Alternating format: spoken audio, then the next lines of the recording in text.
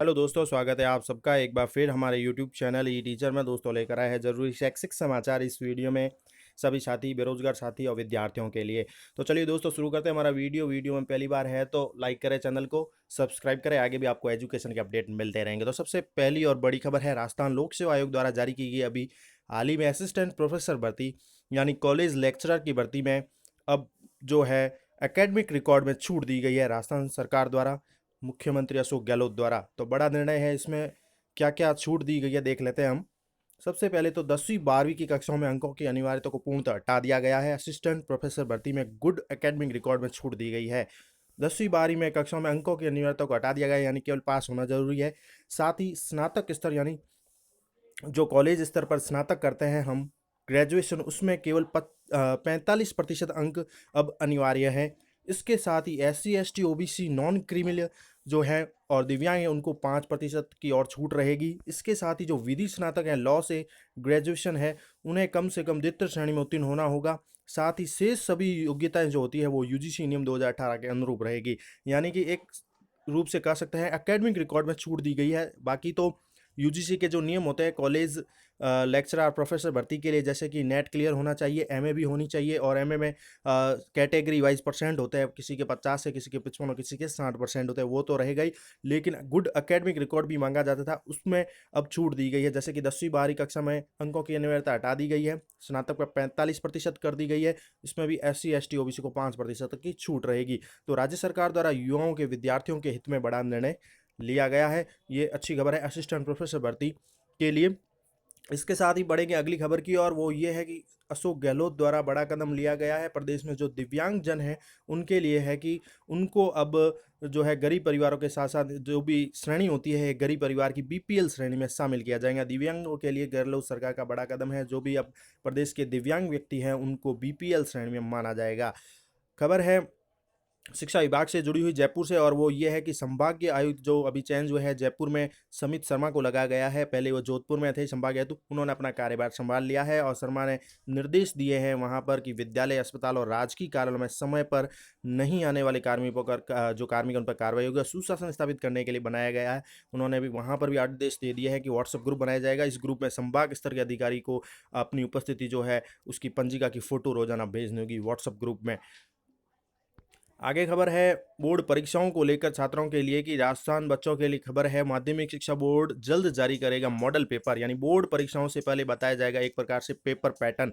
Corona के चलते स्कूलें बंद हैं और पढ़ाई भी बाधित हो रही है। ऐसे में शिक्षा विभाग जो है बोर्ड परीक्षाओं को लेकर तैयारी कर रहा है, और 10वीं 12वीं के विद्यार्थियों के लिए मॉडल पेपर जारी किए जाएंगे, जिसमें बोर्ड परीक्षा में बैठने वाले विद्यार्थियों को पेपर का पैटर्न, पेपर में आने वाले सवाल और जो बचा हुआ सिलेबस है उसके तहत क्या क्या तैयारी करनी है इसकी पूरी जानकारी दी जाएगी।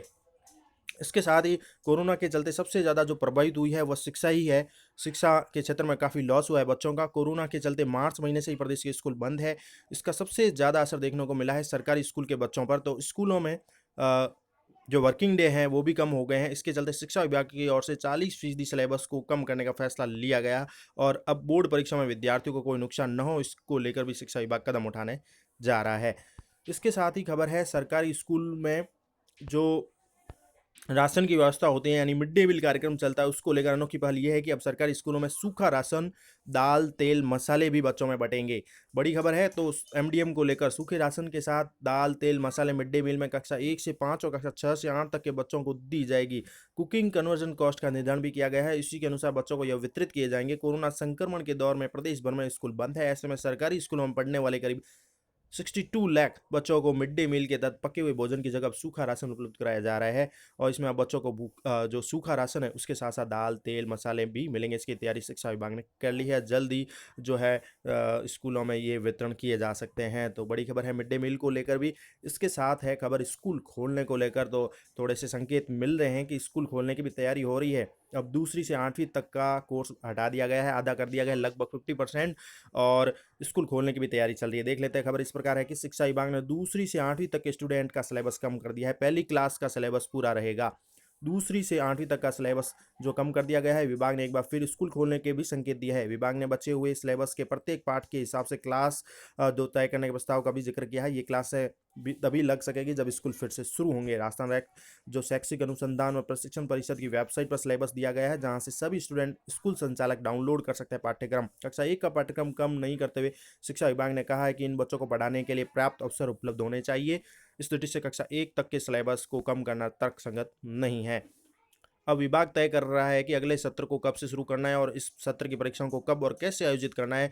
विभाग ने एक वर्कबुक भी तैयार की है जो सरकारी निजी स्कूल के बच्चों को दी जाएगी। इसी वर्कबुक के आधार पर शिक्षा विभाग आगामी परीक्षा भी ले सकता है। हालांकि अब तक यह स्पष्ट नहीं हो पाया है। वर्कबुक तैयार तो हो रही है और प्रकाशन के अंतिम चरण में भी है। विभाग अगर लिखित परीक्षा लेता है तो बच्चों को स्कूल बुलाना होगा। ऐसे में स्कूलों को फिर से शुरू भी करना होगा। तो ये है खबर स्कूल खुलने को लेकर। इसी के साथ अगली खबर है, कर्मचारियों से रिलेटेड कार्यालय अन्य स्कूलों में प्रतिनियुक्ति पर गए हैं कई शिक्षक। ऐसे में अब उनके शिक्षण और कार्य व्यवस्था के आदेश जो है अब पोर्टल से ही जारी होंगे। 20 दिसंबर से शिक्षकों का कार्यग्रहण और कार्य मुक्त करने का काम शाला दर्पण पोर्टल से होगा। और ये बड़ी खबर है, सरकारी स्कूलों में कार्यरत शिक्षक कार्मिकों को शिक्षण अथवा कार्य व्यवस्था में लगाने के आदेश अब मौखिक नहीं दिए जा सकेंगे। अब तक यही होता आया था, लेकिन अब आदेशों के जरिए कार्मिक शिक्षण व्यवस्था के नाम पर अपने इच्छित स्थान पर जमे रहते हैं। माध्यमिक शिक्षा निदेशालय ने शाला दर्पण पोर्टल पर एक नया मॉड्यूल शुरू कर दिया है। इस मॉड्यूल से ही शिक्षण व्यवस्था तथा कार्य व्यवस्था के आदेश जारी किए जाएंगे और इनके आधार पर ही संबंधित शाला प्रधान कार्मिक शिक्षण को कार्य मुक्त अथवा कार्य ग्रहण करवाएंगे। निदेशालय ने पूर्व से ही शिक्षण व्यवस्था में लगे शिक्षकों कार्मिकों के आदेश भी निर्धारित प्रक्रिया अपनाकर 20 दिसंबर से इसी मॉड्यूल से जारी करने के निर्देश दिए हैं। बिना शाला दर्पण से कार्य मुक्त नहीं हो पाएंगे। तो ये कार्मिकों के लिए भी बड़ी खबर है। इसके साथ ही एक अच्छी खबर है कि एक प्राइमरी शिक्षक ने जीता है ग्लोबल टीचर अवार्ड। महाराष्ट्र के शिक्षक ने, भारत के प्राइमरी स्कूल के टीचर हैं जिन्होंने 7 करोड़ रुपए का अंतर्राष्ट्रीय इनाम जीता है। भारत के प्राइमरी स्कूल के टीचर हैं जिन्हें एजुकेशन को बढ़ावा देने के लिए लगभग 7 करोड़ 10 लाख डॉलर का जो ग्लोबल टीचर प्राइज़ है 2020 का विजेता घोषित किया गया है। महाराष्ट्र के सोलापुर जिले के रहने वाले हैं ये, तो इन्हें भी बहुत बहुत बधाई। सभी टीचर्स को भी बधाई कि एक प्राइमरी टीचर ने इस प्रकार का ग्लोबल अवार्ड जीता है। लास्ट खबर है इसी के साथ असिस्टेंट प्रोफेसर भर्ती से जुड़ी हुई, जो मैंने आपको दिखा दी कि एकेडमिक रिकॉर्ड में छूट दी गई है। युवाओं को ध्यान में रखते हुए 10वीं 12वीं की कक्षा में अंकों की अनिवार्यता को पूर्णतः हटा दिया गया है। स्नातक में केवल 45% अंक अनिवार्य है। SC ST को भी इसमें 5% छूट दी गई। विधि स्नातक सेकंड द्वितीय श्रेणी से उत्तीर्ण होना आवश्यक है। बाकी योग्यताएं UGC के अनुसार रहेगी। तो ये तमाम तरह की खबरें थी आप सभी के लिए इस वीडियो में। आशा करता हूँ अच्छी लगी होगी। ये वीडियो अच्छा लगे तो एक लाइक करें, चैनल पर पहली बार है तो सब्सक्राइब करें। आगे भी एजुकेशन के अपडेट मिलते रहेंगे। Thank you.